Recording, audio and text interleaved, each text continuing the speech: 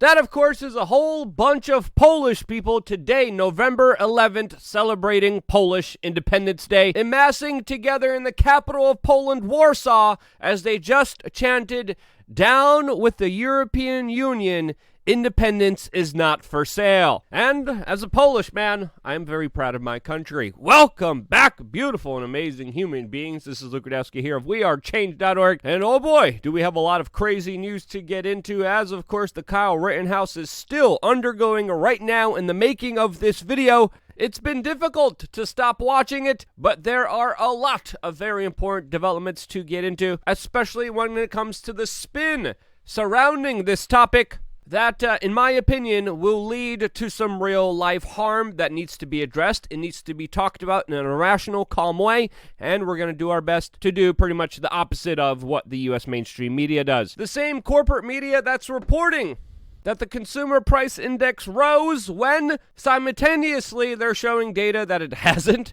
All of this while the looniest, craziest corporate media organization of them all, MSNBC, is trying to convince you that inflation is a good thing. Huh?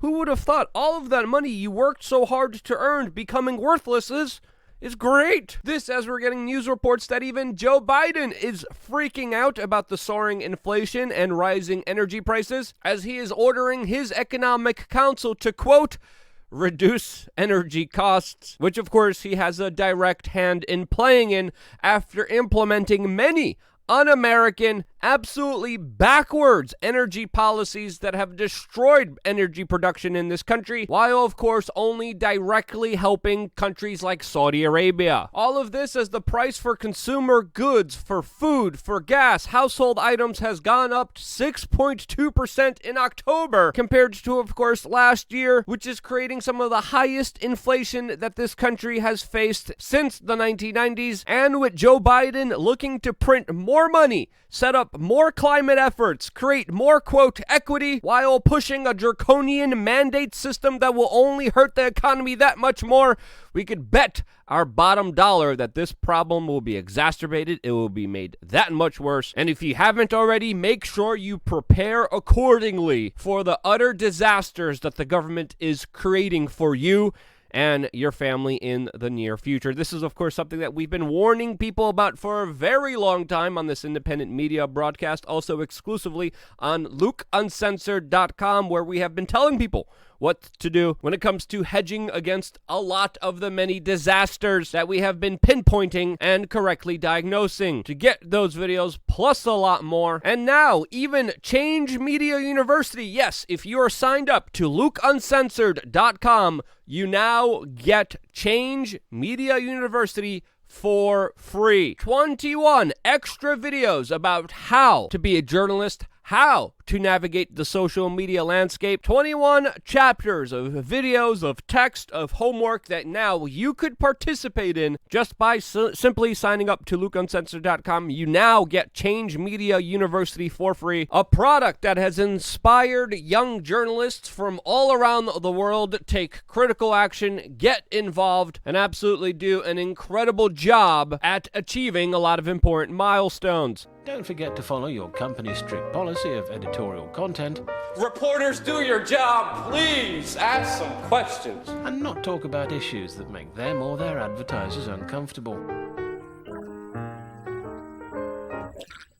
Also, the video for Change Media University is absolutely hilarious. It's also down in the description below, so you can also click on that to find out just the amazing new curriculum that you could now get involved in by signing up to LukeUncensored.com. It is now free and available for everyone who is a member. Now, right now in the making of this video, Drew Hernandez is testifying right now during the Kyle Rittenhouse trial, which has absolutely captivated the nation. And I think it's very fair to say that this is a very highly divisive, highly political court case that a lot of people, especially pundits online, are choosing and selecting what facts they want to highlight, what facts they want to ignore in this case, and of course are using it and fueling it for their own personal political agenda. I think that's very clear. I think it's very evident. This, as of course many people aren't even hoping for a fair trial, they're just hoping that their political pundits and political ideology wins throughout all of this.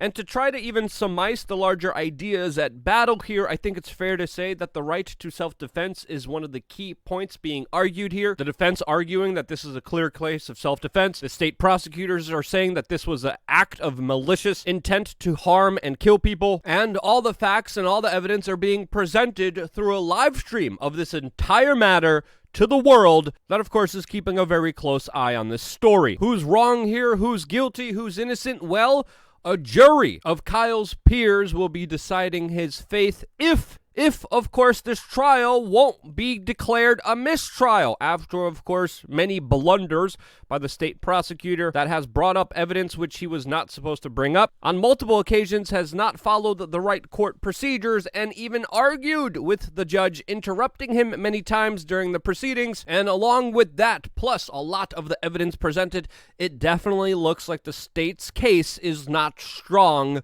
at all. There's also the larger question of jury intimidation playing a factor in here, as previously we found out that a person was caught filming the jurors. There's been other very influential people on social media talking about protesting, rioting, and even hurting the jurors if they don't get the decision that they want in this case. And there's been just also a lot of blatant fake news surrounding this entire matter that, very not surprisingly, doesn't go unchecked by all the fact checkers out there on big tech social media that try to portray that they're trying to be fair. This, as even major high-level Democrats are spreading fake news and disinformation that Kyle was the one that was chasing people, when of course the evidence that we just heard shows the exact opposite of this. Clear disinformation, clear fake news that's still up on big tech social media, gaining tens of thousands of likes, while of course even the Young Turks, Anna Kasparian, just came out a couple hours ago and admitted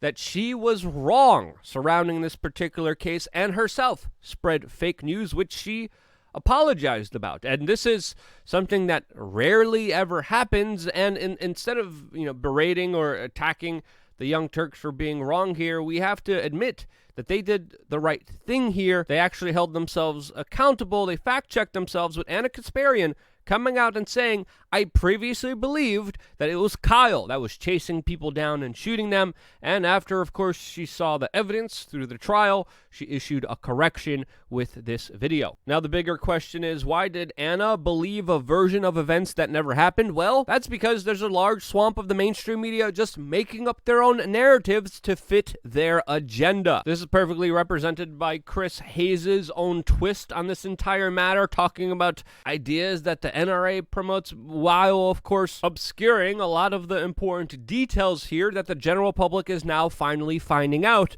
through these live streams. Now, these lies about Kyle have been going on for months now, to the point where GoFundMe, Facebook, and other big tech social monopolies have decided to take action, not just against Kyle, not just against his legal fund, but anyone else bringing up matters in this case, facts in this case, that was going against the narrative and agenda. If you were able to lie about what happened here, you were somehow promoted and applauded and even upvoted in some instances in the social media algorithms. But if you questioned the narrative that clearly was made up, a lot of people got punished for it, including even, of course, prominent leftist figures that said that this was a clear case of self-defense, that had their Twitch accounts taken down and their partnerships revoked for even making those kinds of statements. Now, whether you agree with those statements or not, whether you even believe in them or not, it's not the case here, but it's important to understand here that there is a lot of institutional bias when it comes to this case, and it needs to be called out, described, commented on, and debated. CNN is openly calling Kyle an idiot. Vanity Fair is saying that this judge is the worst. USA Today wrote a piece, published an opinion piece, saying that Kyle Rittenhouse deserves an award for his, quote, melodramatic performance on this witness stand, when clearly a young man who was 17 years old at the time has to deal with the traumatic event that led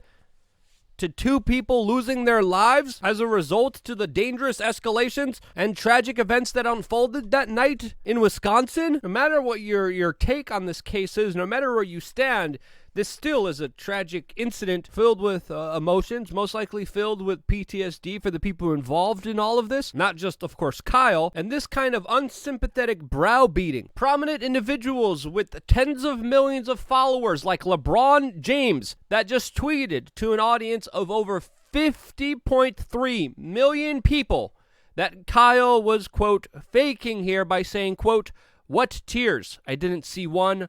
Man, knock it off. That boy ate some lemon heads before walking into the court." Laughing emoji, laughing emoji, laughing emoji. Playing, of course, a video of Kyle breaking down from an emotional episode, which many people, of course, linked to either an anxiety attack, a panic attack, due to, of course, the PTSD and the real-life social consequences of the events of that day that led to people dying. This is something serious, you know, and I don't care where you stand here. When you're making fun of children for having a breakdown, I think you have to analyze where you are and what side you're standing on. Again, when Jesse Smollett came out with his hoax, LeBron James promoted it endlessly. And this, of course, highlights someone who's not a professional at spotting authenticity. USA Today and other corporate media outlets are literally talking about how misgendering someone is akin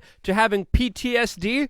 But this incident is not somehow. And of course, there's a lot of other things I could say about LeBron James. Him crying because of muscle spasms and sports ball games. But to have this kind of unsympathetic take on this, to not even show a little bit of empathy, I believe is the wrong take here that will backfire. As of course, a lot of people are trying to turn this into an issue surrounding race when it has nothing to do with race. As of course, all the victims were white here. Kyle was white. But according to MSNBC, this trial is, quote, white privilege on steroids. And sadly, there's a lot of people using the tragic events and the life lost throughout all of this in order to bastardize this entire situation for their own personal gain. Now, what will happen throughout all of this? Will there be a mistrial? What will the jury decide, even if they get a chance to decide on this matter? How will the people respond here? Will there be major protests? As of course, the Chicago PD just announced that they're preparing for some major protests in response to this.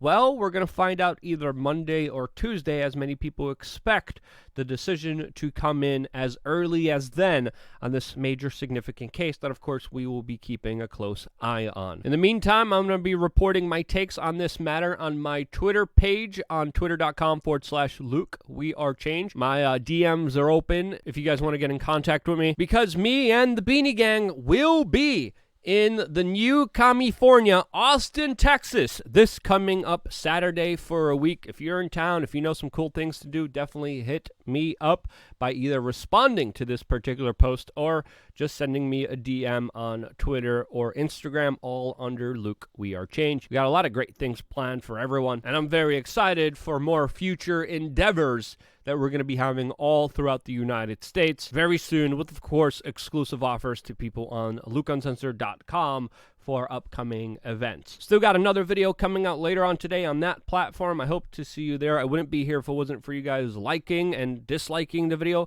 Again, if you dislike the video, while we still have the chance, I don't know if it's been taken away yet, but I hope not. I want feedback. I want constructive criticism. You thought I said something that was wrong? Let me know why in the comment section below. This is the only way I could get better, is if I have feedback. YouTube's slowly taking that away. That's why LukeUncensored.com, the best way to move forward, in my opinion. I love you guys. Stay tuned for a lot more here on wearechange.org.